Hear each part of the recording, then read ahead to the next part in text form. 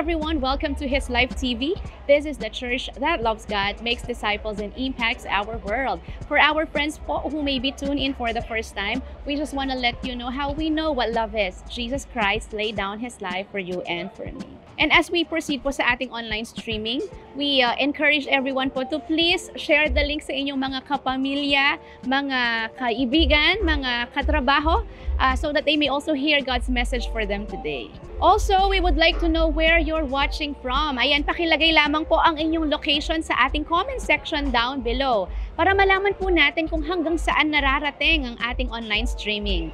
Hello po at welcome po sa ating mga kasama ngayon na nanonood. And now, for more updates, please get connected po sa ating social media accounts.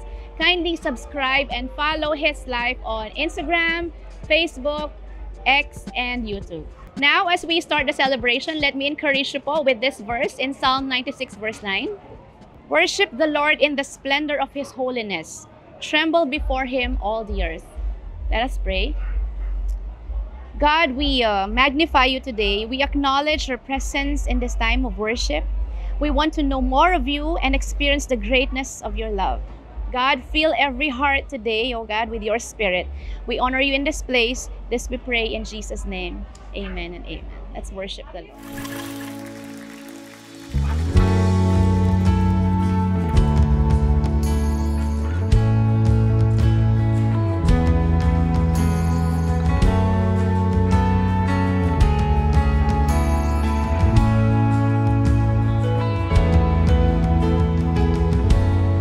Diyos noon pa man, pangako mo't tipan, dakila at tapat.